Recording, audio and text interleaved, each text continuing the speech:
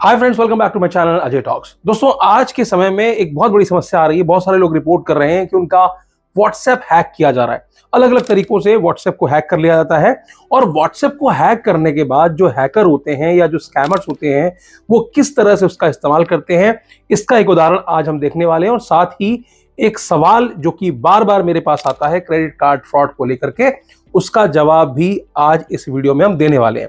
तो वीडियो शुरू करने से पहले एक छोटा सा निवेदन है कि चैनल पर नए हो तो चैनल को सब्सक्राइब कर लीजिएगा। तो सवाल भेजा है एक भाई ने, एक कमेंट किया। उन्होंने बताया कि 8 दिसंबर 2024 को, पूरा कमेंट तो बहुत बड़ा है लेकिन मैं आपको इसका सार समझा देता हूं। उन्होंने बताया कि वो किसी स्कूल में कार्यरत हैं और उस स्कूल के वो एक एनएसएस ऑफिसर भी हैं, नेशनल सर्विस स्कीम। इसका एक व्हाट्सएप ग्रुप बना हुआ है। ठीक है, जितने भी स्कूल्स हैं, हर स्कूल में एनएसएस ऑफिसर्स होंगे, वो सारे उस ग्रुप में कनेक्टेड है। होता ही है, आप हो या मैं हो, हमारे पास व्हाट्सएप में तमाम सारे ग्रुप्स होते हैं, चाहे ऑफिस के हों, चाहे पुराने दोस्तों के हों, कॉलेज के हों, या जहां भी आप रहते हैं रेजिडेंशियल कॉम्प्लेक्स हो वहां का हो। अब इसी ग्रुप में एक दूसरे स्कूल की टीचर भी थी जो कि अपने स्कूल की एनएसएस ऑफिसर रही होंगी।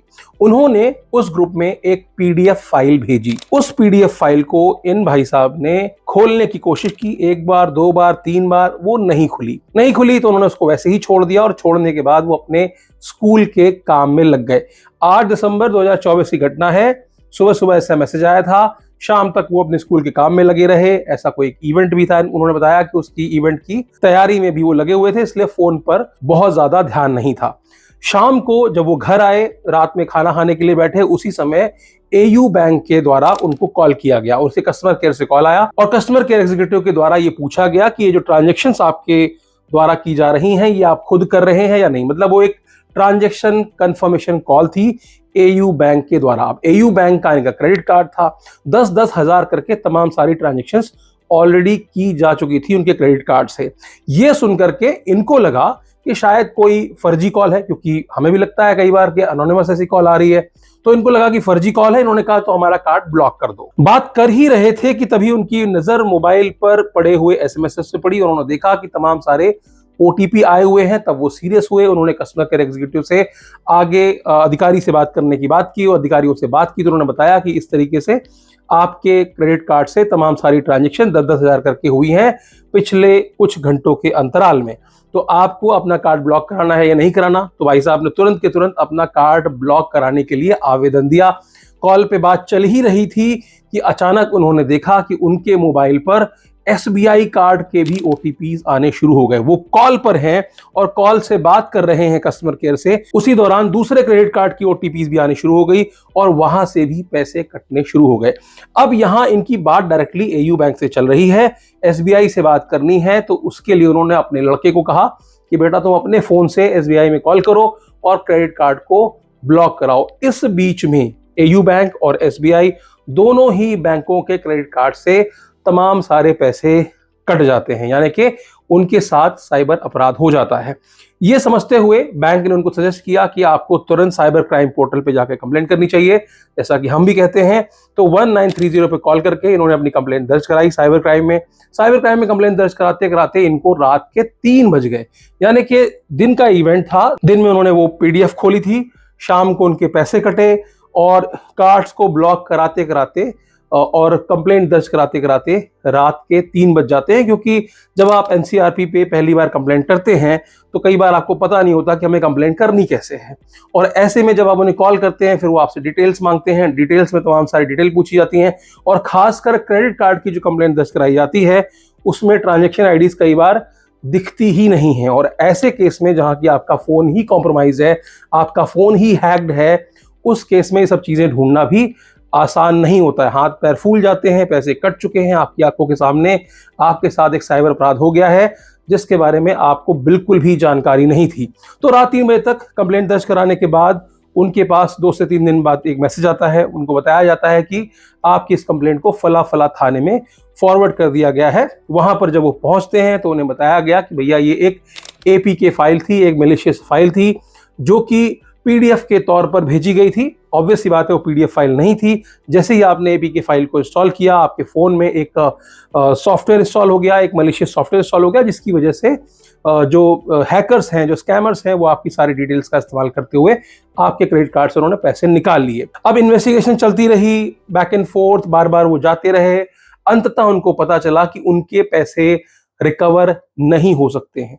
मतलब जो भी पैसा उनके दोनों खातों से कटा था, उन पैसों की रिकवरी नहीं हो सकती, क्योंकि उन पैसों को जहां ट्रांसफर किया गया था वहां से पैसों को निकाल लिया गया है। हालांकि इस कमेंट में उन्होंने ये नहीं बताया कि टोटल उनके साथ कितने की ठगी हुई है, लेकिन उन्होंने 10 से 12 transaction through Paytm mandate AU bank से और 3 ट्रांजेक्शन जो है वो एसबीआई क्रेडिट कार्ड के पेटीएम के थ्रू जो मैंडेट होता है उसके थ्रू पैसों के फ्रॉड होने की बात यहां पर बताई है। अब सवाल क्या है? सवाल यह है उनका कि चूंकि क्रेडिट कार्ड फ्रॉड हुआ है, उन्होंने कंप्लेंट भी कर दी है, यानी कि क्रेडिट कार्ड कंपनीज को, बैंकों को भी कंप्लेंट कर रखी है, प्लस साइबर क्राइम में भी कंप्लेंट कर रखी है।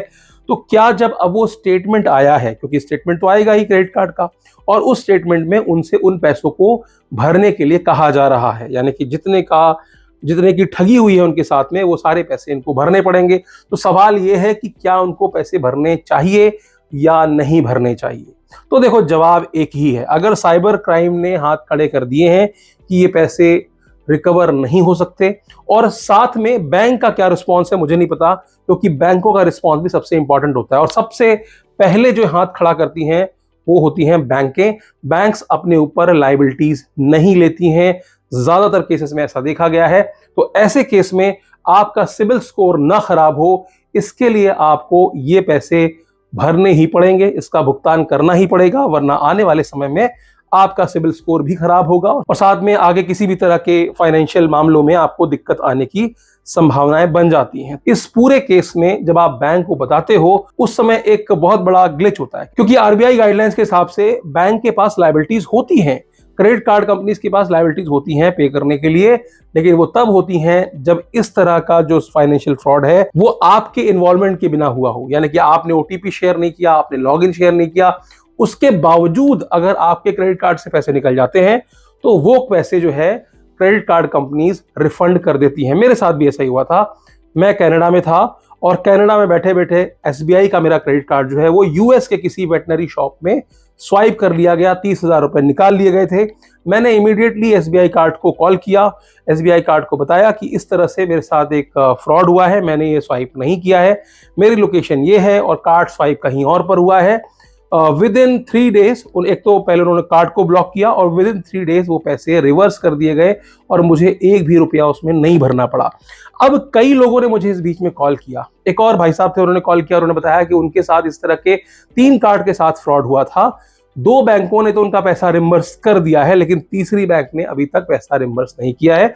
तो यहां पर टोटल डिपेंड करता है केस टू केस। अगर आप पहले से ही कबूल कर लेते हो, आप पहले से ही बता देते हो कि इस तरह से आपका फोन हैक हो गया था, फोन का हैक होना आपकी लापरवाही मानी जाएगी, ठीक है। बैंक्स के पास तो सीधा सीधा जवाब आ गया कि भाई देखो, ये तो आपकी गलती है, आपको अपने डिवाइस का सेफगार्ड करना है। ओटीपी तो आया था, ओटीपी तो ट्रिगर हुआ था, आपके फोन पर आया था, आपने क्यों नहीं देखा? भले ही साइबर क्रिमिनल्स ने हैक करके आपकी ओटीपी ले ली, लेकिन ओटीपी तो आई थी और पूरा प्रोसेस फॉलो हुआ था पेमेंट करने के लिए। तो इसमें हम लायबल नहीं है। आपको कहां जाना है? लॉ एनफोर्समेंट एजेंसी के पास जाना है, और लॉ एनफोर्समेंट एजेंसी जो है वही उन क्रिमिनल्स को पकड़ेंगी और उनसे पैसों की रिकवरी करेंगी। हमारा इसमें कोई लेना देना नहीं है।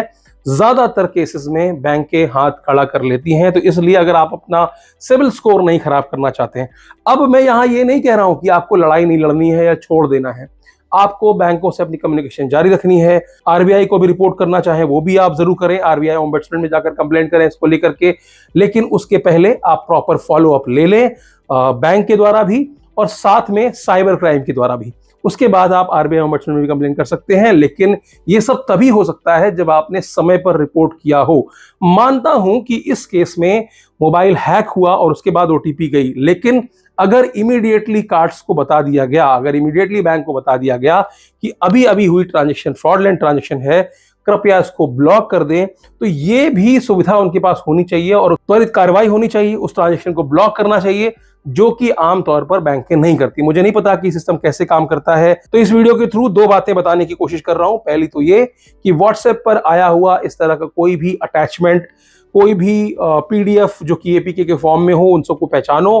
कोई भी ईएक्सी फाइल हो, एपीके फाइल हो, अनऑथराइज कोई गेमिंग ऐप वगैरह हम लोग डाउनलोड करते रहते हैं, आपका बच्चा कर रहा हो, या कोई बेटिंग ऐप, इस तरह की जो फेक इन्वेस्टमेंट ऐप्स तमाम सारी आती हैं जो कि एक एपीके फाइल के तौर पे आती हैं, इनको इंस्टॉल करने से बचिए, क्योंकि जब आप इसको इंस्टॉल करते हैं तो कहीं ना कहीं आप अपने मोबाइल का एक्सेस जो है वो खुद ही साइबर क्रिमिनल्स को सौंप देते हैं। तो पहली चीज ये, और दूसरा ये कि अगर आपके साथ इस तरह का अपराध हो जाता है तो क्रेडिट कार्ड कंपनी से, बैंक से आपने लड़ाई जारी रखिए, आरबीआई को अप्रोच कीजिए, साइबर क्राइम को अप्रोच कीजिए, लेकिन स्टेटमेंट में अगर एक बार आपकी अमाउंट आ गया है तो उसको आपको भरना ही पड़ेगा, उसको भर लीजिए। उसके बाद अगर इन्वेस्टिगेशन के बाद अगर आपके पक्ष में कोई फैसला आता है तो वो पैसे आपको रिम्बर्स कर दिए जाएंगे। तो आज के लिए सिर्फ इतना ही, फिर मिलेंगे किसी और वीडियो में। वीडियो अच्छी लगी हो तो लाइक कर दीजिएगा, चैनल पर नया हो सब्सक्राइब कर दीजिएगा, और दोस्तों रिश्तेदारों को इस तरह के किसी भी साइबर अपराध से बचाने के लिए इस तरह के वीडियोस को उन तक जरूर पहुंचा दिया करो।